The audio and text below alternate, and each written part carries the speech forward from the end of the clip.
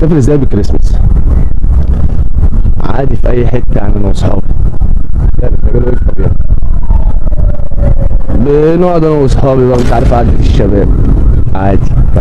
الصراحة يعني البلد كلها تبقى زحمة، ده مبدئيا. هقعد في البيت اجيب فيلم، اعمل نسكافيه بتاعي، قهوة، اكل بيتزا دليفري بس.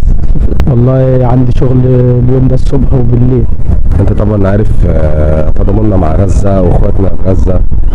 طبعا انت شايف الاحتفالات اللي معظم النوادي والبتاع بتسيرها او بتدعي الناس احنا نسينا القضيه. ايوه نسيناه. انت شايف ان احنا المفروض نعمل ايه، او تضامنا مع اخواتنا في غزه نعمل ايه؟ نعمل ايه؟ مش احنا اللي في ايدينا حاجه نعملها، لا نتضامن معاهم ازاي؟ ان احنا نروح نحارب. نتضامن معاهم ان احنا نروح نحارب. نسينا تضامننا مع اخواتنا في غزه. نحتفل بالكريسماس ازاي؟ عشان نحتفل اصلا عشان اخواتنا اللي في غزه وكده اكيد يعني، وهبقى في الشغل اكيد هبقى في الشغل بس. لكن انا مش انا كان نفسنا نحتفل، بس احنا اخواتنا بقى في فلسطين وكده. لا هو ممكن عشان هقول لك المشهد بقى ايه معتاد شوية، فبتشوف بوستات، فممكن هو عدى على الناس او فعلا بقت حاجة معتادة كل يوم، فانت بقيت متأقلم عليها، مش حاجة غريبة.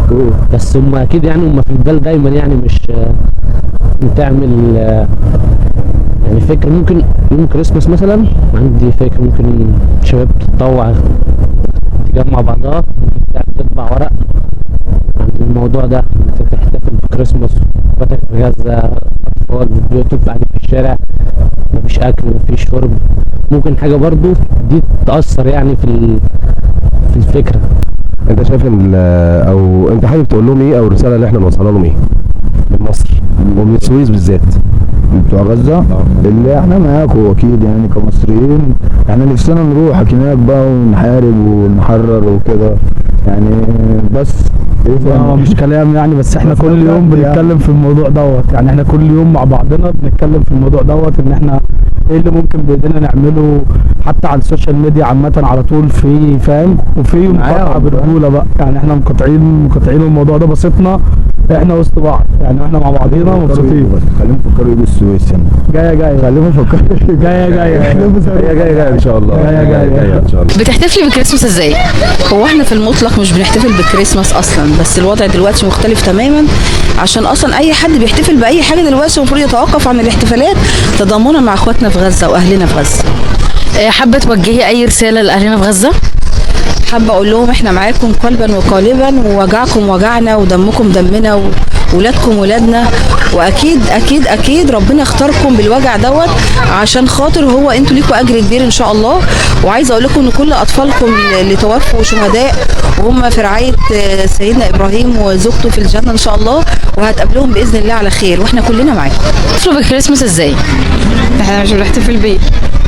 عشان خاطر ايه؟ عشان اخواتنا في غزه. طبعا لازم نقف معاهم طبعا يعني.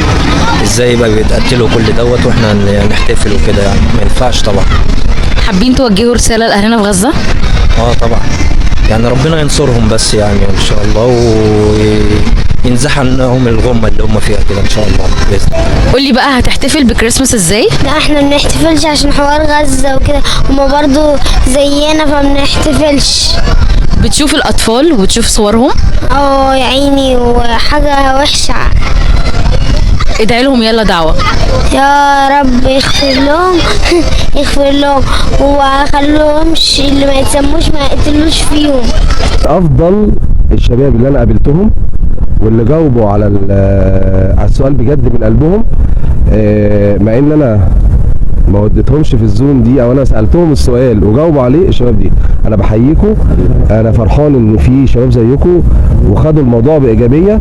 طبعا احنا كلنا بنذكر بعض، وربنا يكون في عون اخواتنا في غزه، وربنا يكون في عونكم، ويا رب نكون معاكم، ويا رب نكون معاكم.